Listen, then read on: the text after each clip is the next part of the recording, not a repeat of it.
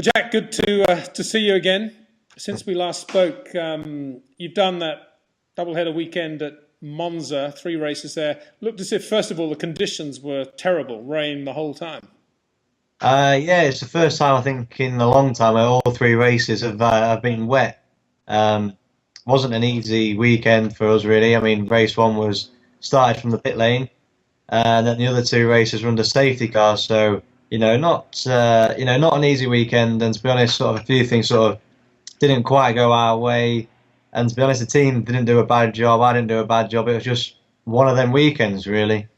And we arrived onto the grid on slick tyres, and it started raining, basically. And it was a better thing to do start from the pit lane on wets than have to do one lap on slicks. Really, that was the reason. There actually wasn't one driver who started on the actual grid. Everybody started from the pit lane. I think we had a small issue when they were changing the tyres, because I actually had the chance to start fourth in the pit lane. But they had a problem with changing one of the wheels, which meant I actually started the pit lane last. So we had really good pace all weekend. 'Cause I started last and finished fifth in the wet. So really good pace. Second race finished second. Third race was the only race where we sort of didn't look like we quite had enough. I mean, as you said earlier, the weather conditions were, absolutely ridiculous. I mean, I'm always happy to race in any conditions all the time. But even for me, I mean, the visibility it's the worst I've ever had to drive in. So, not an easy weekend, but I think we've shown already what our true pace is on a consistent weekend, and still as confident as we were at the start of the year that we're going to win. So Monza is not obviously any place in the wet is difficult, but Monza, the water from memory does tend to hang quite a lot, particularly between the trees there on the long straight. So I can imagine what it was like if you were not right at the front. yeah, I mean, in the reverse grid race, I was quite lucky because I started fourth, but I got into second quite quickly.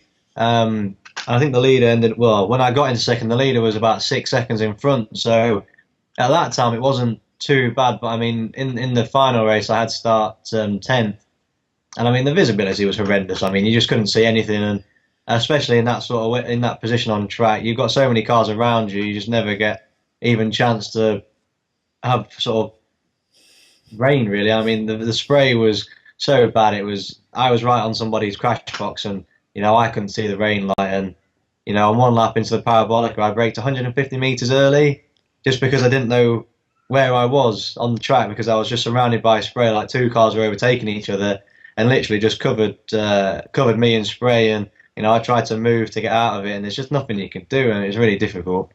I think I overtook most people on the brakes just by being not on the typical line or not where they were, and just hope that they braked early, because like me, but they didn't know where they were. And I think I did a few people like that. So I think we did make the most of the conditions. But I think if you look at the second race, when you see even Sainz, who had a really good weekend, even he didn't make that much progress, even in the race when he started at the back. So there's a bit of the results didn't just tell the whole story, because I think everybody knew that our speed was good. It was just one of them weekends, really. Jack, where are we now in terms of your next races? There's a Euro race as we speak coming up. Some of the British runners doing that. You're not doing that, but it does look as if that whole Euro series, because of that British entry there, is looking a little bit stronger than it has of late. I mean, having Carlin back into the Euro series is I think a really positive thing for everybody. Really, I mean, for the team, for the organisers of the Euro series, for Volkswagen.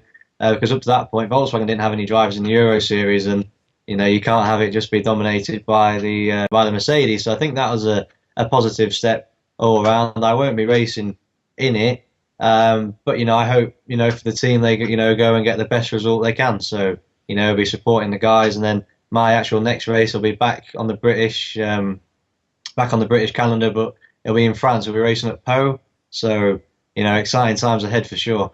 I drove it for the first time on the simulator, and I mean, it just seems awesome. Just to be honest, from what I've seen, and I went to Macau last year just to watch. I didn't actually race.